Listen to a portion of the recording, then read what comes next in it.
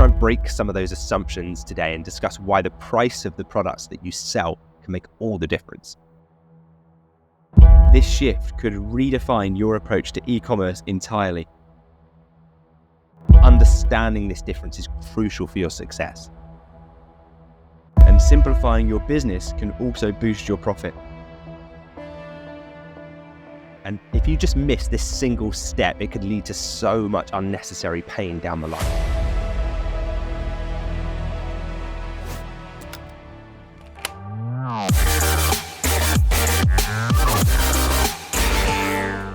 Welcome to the Dropship Unlocked podcast. I'm Lewis Smith, the founder of Dropship Unlocked, and with me today is our client success coach, James Eardley.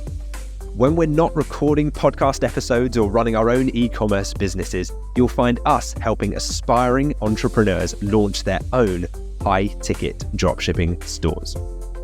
If you're ready to build your own 6 or even 7-figure online business, head over to dropshipunlocked.com/accelerator and sign up for your 14-day trial. Inside the accelerator, you'll gain access to exclusive training, live coaching calls, and a thriving community of like-minded entrepreneurs. Plus, when you join today, you'll also get a free copy of my book, The Home Turf Advantage. Now, sit back, relax, and let's unlock your potential with the Dropship Unlocked podcast. So today we're going to be tackling a question that we hear a lot from aspiring entrepreneurs because people are often wondering, should you sell low ticket products for £1 or high ticket products that could be worth up to £185,000? It's an important consideration when you're getting started in dropshipping, and your decision now will change the trajectory of your business. So, Lewis, when we'll still get started with the basics. What are the main differences between low ticket and high ticket dropshipping? Yeah, it's a great question, James, and it's definitely something we hear a lot from people who are thinking about getting started with their first e-commerce business. And I actually remember having the same thoughts and assumptions myself, because I think the easy assumption to make is that it would be easier to sell cheaper products than higher priced products. And by the way, the reason the £185,000 price tag has been waved around is because one of our members has just updated us and he's just closed an order for £185,000 on his Shopify store, a single order, using our Home Turf Advantage model that we'll talk about today. So it can certainly be done. I'm not saying those kinds of orders come in every day, but at a 30% profit margin, do the maths. How many orders like that do you need to replace your current income? So I think that there are 3 things to consider. First it's the profit margins, right? If you sell higher ticket, higher priced items, it just means you're going to make so much more profit per order. If you're selling, luxury cars, for example, instead of selling a bicycle, you'd need to sell way fewer of those luxury sports cars to get a much higher overall profit, or to get the same profit than you would to sell hundreds and hundreds of those cheaper bikes, right? So the other thing is then the volume of sales. The lower ticket items, if you're selling the cheap £1 products that you used in your example, or £20, £30 products, I'd still consider those fairly low price, low ticket. Think how many more of those you're going to need to sell. The volume of sales you'll need to achieve to make the same revenue as selling maybe one of those higher value, high ticket items. It's like you got this bucket that you're trying to fill up with your ideal income, and you're kind of teaspooning in the profit with a teaspoon, and it's going to take a long time to fill that bucket, versus having like a huge dessert serving spoon or something, and you can just pour heaps of profit into the bucket, right? Every order puts so much more profit into the business. The other thing is the customer experience. Remember, with that high volume of the low priced orders that you will need to have, you're going to be inundated with customer requests. You're going to have customers asking, when's their order going to arrive? Can they get a refund? They made a mistake. I've been waiting for 2 days for a response to my email. And meanwhile, your inbox is filling up with these customer complaints and requests, and it's stressing you out as a business owner. and you're starting to question, why did I start this business in the first place? I started it for freedom, to get away from my job, to free up my time. And I've found myself with more work to do now than I had previously. If anything, life was probably easier before I started a business like this. So you've got to think really carefully around, what's the ladder that you're climbing? As they say, is the ladder even up against the right building? Because if you climb it and you get success with that model, you might realize the whole time you were on the wrong ladder or the wrong building. So with high ticket items, it often means that, yes, you might need a bit more trust from your customers, but it's such a personal sales experience and sales process for them, because it can be, they can pick up the phone to your company and you or your virtual assistant can answer the phone, can help them through their order, can take the time, can spend 10 minutes on the phone with them, helping them to build that trust and close that sale. And it just makes the whole process so much more of a positive experience for the customer versus the low ticket, high volume approach where you'll see stores hide their phone details, because the last thing they want is to be inundated with customers calling them about products that are £19 or $19 and just being bombarded with unnecessary customer service requests. And so they hide it, and therefore that's why things like bad reviews build up online, or they get an inbox full of complaints. So several reasons there as to why we've decided that it makes sense to sell higher value products. I'm not saying you have to sell every product for £185,000, but that's just an example of what is possible. Yeah, it's an amazing case study that we came across when the member got in touch to let us know about this sale. And so we thought, let's talk about it, because when people join, the majority of people do assume that it's going to be way easier to sell cheaper products rather than high ticket products. But the advantages for when you sell high ticket products are massive. I think the problem comes from, we over-index or we over-emphasize the importance on the customer decision. And when we're considering what to purchase, our initial assumption is all based on how easy will it be for a customer to decide to buy. And when you think of it in terms of that, you think, well, low ticket must be the right way to go, because it's going to be a lot less of a decision-making process for your customer to purchase from you. And you kind of over-index that importance and decide that must be the most important metric to go after. Because if a customer can decide quickly, surely you'll make more money. But in reality, when you actually set up these businesses, you realize the things that you really should be optimizing for is the amount of profit you make per order, the lower amount of volume of sales you need to make to generate the amount of profit you need. And you need to actually emphasize the customer experience that you're able to provide.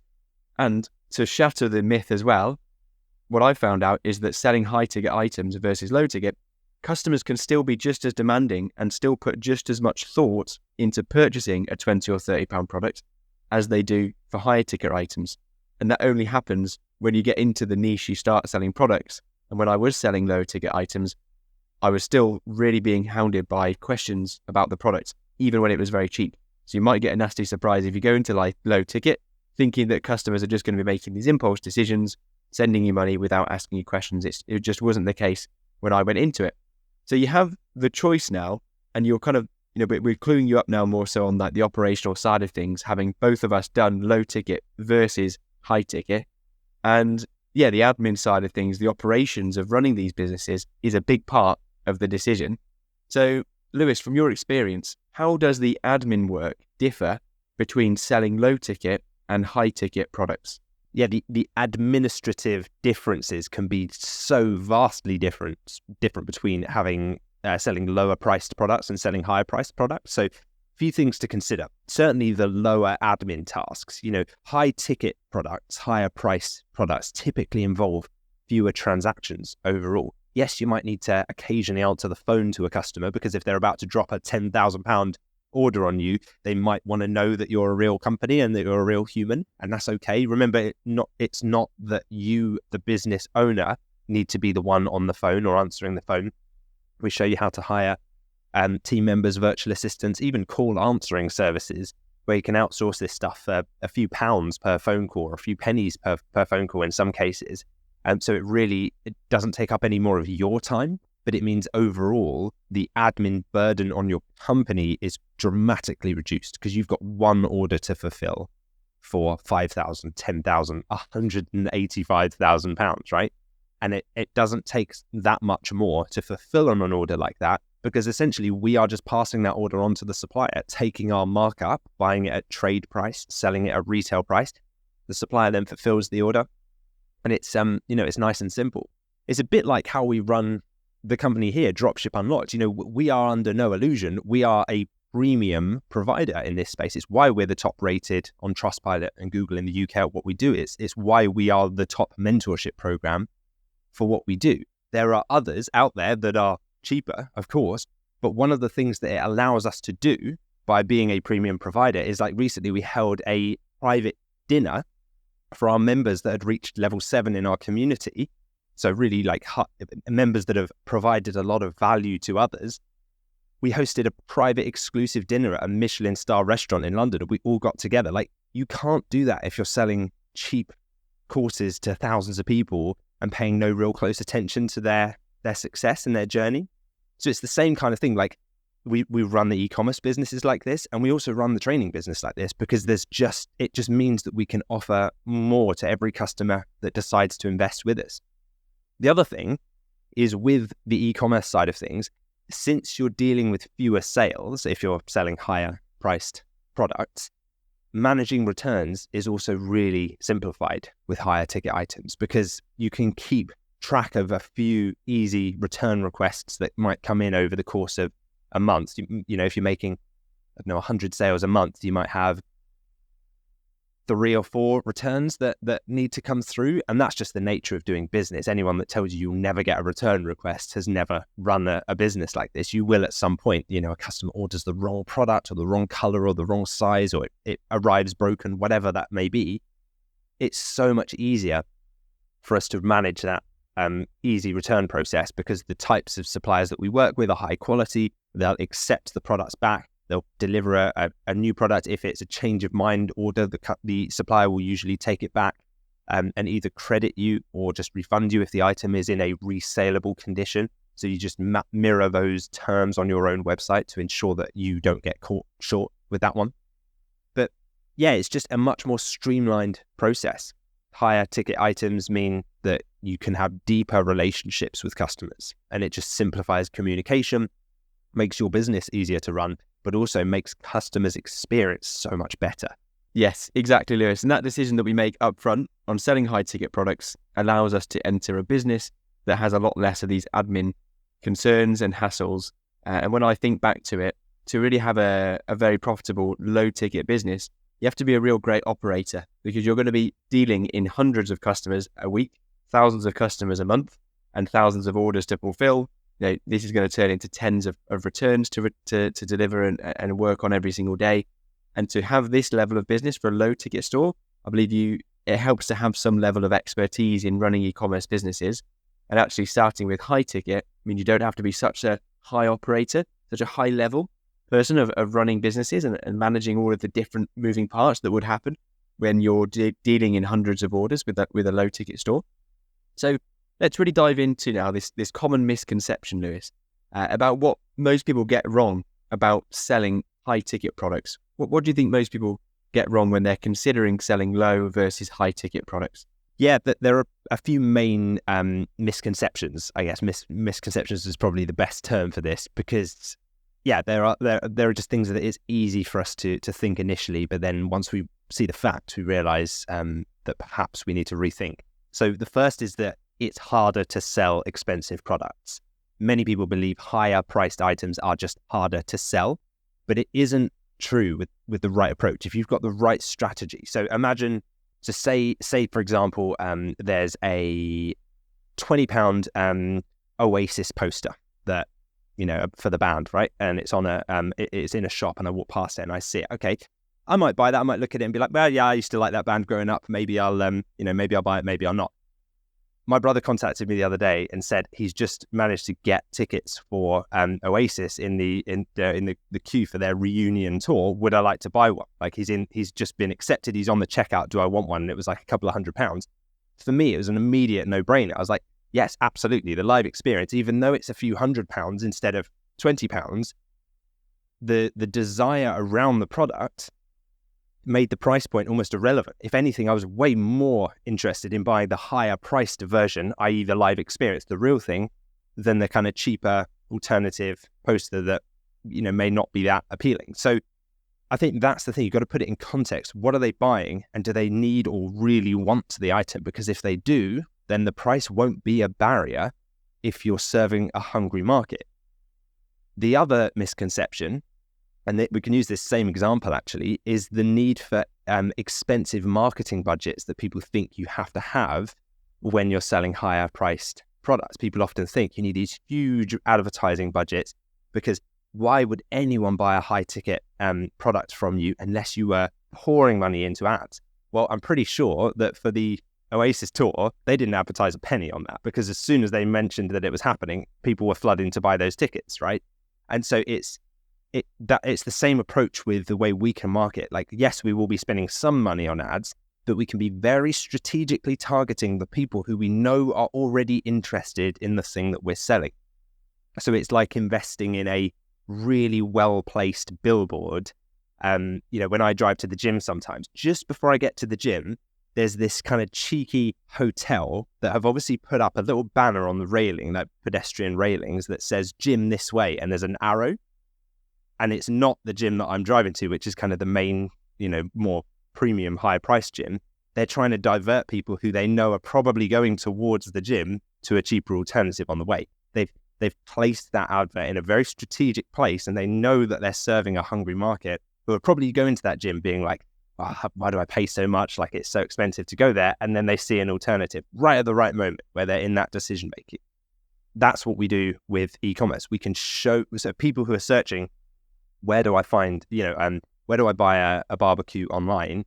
We show that ad on Google Shopping when they're searching it, with a price attached to it, with a photo there. It's very high commercial intent. The person is already looking to solve the problem, and we're just putting our advert right up there for them at the right point. So it doesn't need to be a complex sales process. It doesn't require you to be on the phone for hours trying to close the sale. Sometimes there's a quick phone call to double check a couple of things. And if we don't know the answer to those things, all we say is, can I get back to you shortly? And then our virtual assistant reaches out to the supplier, gets the answer, and then gives them a call back or an email back, and usually gets that sale wrapped up the same day. So it's really simple. We're not having to spend huge amounts on marketing. And because the products are in demand, it makes it a no-brainer, even though the price is significantly higher than the cheaper alternative that we might have to market quite hard to convince people that they want to buy. Yeah, exactly. No, it is definitely the case. I love the point you made there about, Lewis, the actual quality of products that we're selling. When we go into selling higher ticket items, we're not just slapping a high ticket price on the same product. We're actually going to be able to justify the prices that we're selling at, because we are selling products that are worth that price, and they're valued at that price across different stores already. So we don't need to justify the higher price that we're selling at, because that is clearly the price of the products that we're selling across all competitors that we're competing with. So there isn't that back and forth with customers about justifying a price or why you're charging that much, because the product backs it up that you're actually selling. And when the product arrives, because of the high ticket suppliers we work with, customers are happy. No need for them to be upset at the price. When you do get in touch with customers, if they're ever unhappy, it's not about the price. It's just making sure that they get what they ordered. And we can do that by working with the right suppliers in the first place. So yeah, I mean, we've gone quite in depth actually with those insights about the differences, having experience in both types of markets, Lewis. For somebody who is curious and is thinking about how to effectively sell high ticket products from the very start, what practical steps can they take to get started? Well, there are a few things that you can do to really set yourself up for success. So first is, once your store is live, try and start building trust. Start to establish your credibility as a retailer, because you're going to be the new kid on the block. You will have just entered this market, but that doesn't mean that you can't start making sales quickly. But sometimes people will want to look up, do you have any product reviews on the page? So start asking customers for reviews early on. One of our members, Jared, mentioned that he sends out handwritten notes to his first few customers, and I think probably went on to do it for many more, asking for reviews for the product or for his store, which then built up his brand's credibility and trust. And eventually people started just leaving those reviews without him having to even ask. The other thing is treat, the foundations of your business, as you're building it, treat it like you would the foundations of a house. If you want it to be strong before you add the roof and start thinking about living in it, you want everything set up in the right way. So don't cut corners, go through the process, tick off all the boxes. We've got a store launch checklist that we go through with our members that really ensures that before they go live and even think about approaching suppliers or running ads, that everything is in place.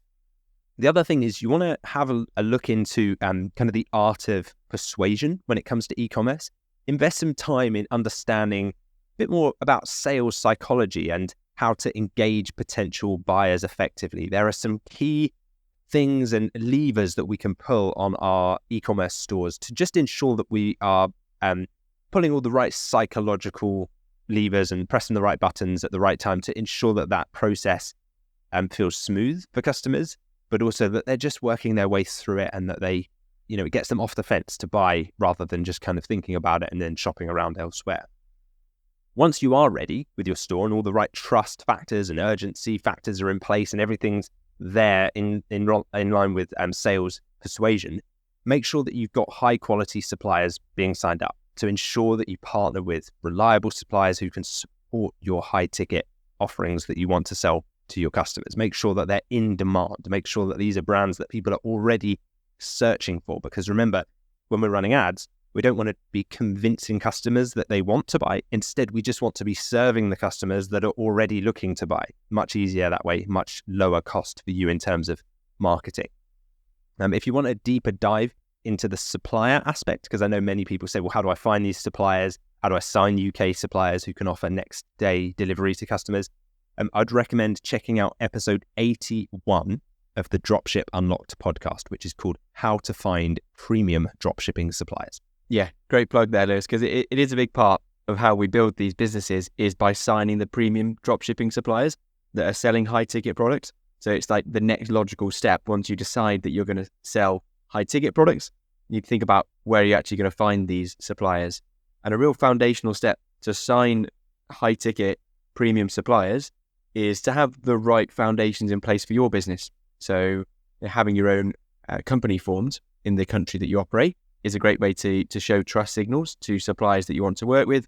Having a business bank account set up, making sure that all your eggs in the right place before you get started with these businesses is important when you choose high ticket.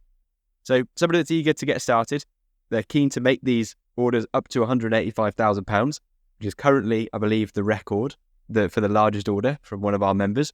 Although, get in touch if you remember and you've beaten that, because I'm sure there will be large orders that happen within the community. What would be the first step for somebody to take if they decide that they want to get started with high ticket dropshipping? Yeah, I think the first step is probably education. Our accelerator program is a great place to start, really learning the ropes, going through it step by step. In there, we'll guide you through the whole process from setting up a limited company, getting your business bank account set up, how to select your niche, how to find high ticket suppliers. When you go to approach suppliers, don't do it too early because they need a level of professionalism. That's why we have our pre-store launch checklist. And so that you can literally go through and tick off all the things to ensure when you first approach suppliers, they're not going to shut you down, because you can burn those bridges if you do it too early and in the wrong way. Once all of that's in place, though, you've chosen your niche and you've focused on high value, in demand products to a hungry demographic, a market who are serious about looking to buy those products. After that, you can really start to ramp things up. So you've built your store, you've contacted those suppliers, you've showcased your experience, you've got your reviews coming in, it's looking professional, you're a specialist in the market you're in, you've done all the right things. Now we can start to pour fuel on the fire and start running ads using our marketing strategy, our laser targeted traffic approach. Think of it like if you're going for a job interview, you get dressed, you look smart, you present yourself well, and you turn up so that you make a great first impression. That's what we want to do before we put ourselves out to the market. We don't want to start approaching suppliers until we've got our best work attire on, and then we don't want to start running ads or pouring money into marketing and approaching customers to convince them to buy until we have everything in place ready to go. Otherwise, we're just wasting money. Absolutely. No, it's great advice. I think that the caveat to what we've said is that there is a level of professionalism that you need to get across when you're going to be selling high ticket products. I think that's still the case with low ticket as well. but certainly with high ticket products. And when you go and sign those high ticket suppliers, you want to have your best foot forward and having all of your things in place before you get started. Professional script when you are contacting the suppliers. It's just going to help you so much more to get those high quality suppliers on board. But yeah, I've really enjoyed the conversation today, Lewis, about whether you should sell £1 or £185,000 products. I think clearly, where we sit on this debate is quite clear. And I think there's been a lot of insights. I think the key one for me is all about the admin burden of selling hundreds or thousands of products. If you want to build a real lifestyle business that doesn't require you being constantly glued to a laptop, if you want to have location freedom and travel around, I think the high ticket business model makes a lot more sense for that. I am abroad at the moment, despite my bland background. If you're watching this on YouTube rather than listening on the podcast platforms, I'm traveling around while running these businesses. So yeah, that's why we're all in on high ticket dropshipping, aren't we, Lewis? Absolutely, yeah, we are. And the choice between low ticket and high ticket products can significantly impact the success of your e-commerce business as well. So I hope that our insights today have helped you, our listeners, make informed decisions along your entrepreneurial journey. And if you're listening to this and you like the sound of it and you think, yeah, I'd like to dive deeper into the world of high ticket dropshipping and e-commerce, and I'd quite like to replace my income and work from Spain like you are today, James, then we'd invite you to join our Dropship Unlocked Accelerator.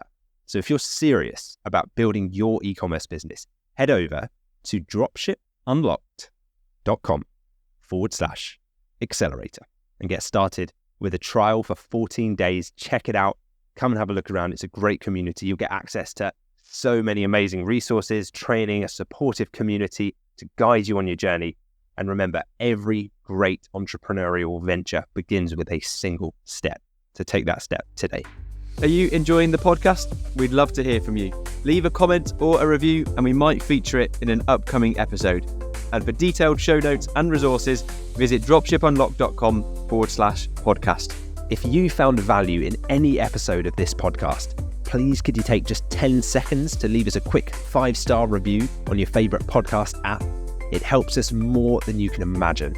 And who knows, you might just hear your comments read out on the show. Thanks for being a part of our community. Your support helps us keep delivering new episodes to you every week. Okay, it's now that time of the podcast where we're going to answer a question that we've received from a listener. So remember, if you want your question answered on the podcast, simply leave a comment beneath the YouTube video version of this episode. And not only will it be answered in the comments, but also it might be featured on an upcoming episode. So that's exactly what Toby has done. So Toby's question for you today, Lewis, is how do we deal with customer returns for high ticket products? Thank you for your question, Toby. So firstly, it's important to point out that working with domestic suppliers massively simplifies your return process because you are going to get returns, whether you're selling products from China or from UK suppliers. However, working with UK suppliers makes the whole thing so much easier. So I'll explain how. The suppliers will assist you in making those returns, and it makes it so much easier for you. The return process can be really straightforward when you're working with these high quality UK-based suppliers. So you're not going to lose out financially due to a lack of supplier support because we only work with suppliers who would support returns.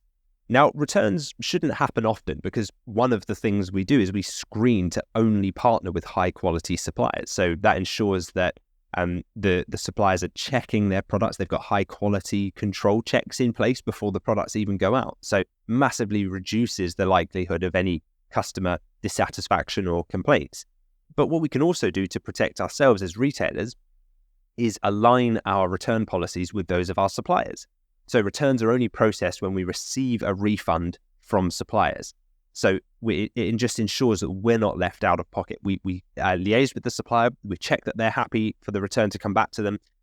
Customer either sends the product back, or if it's a faulty product, the manufacturer or the supplier will organize the return with a courier. They'll pick up the products usually, send it back to the supplier. They refund us the trade price.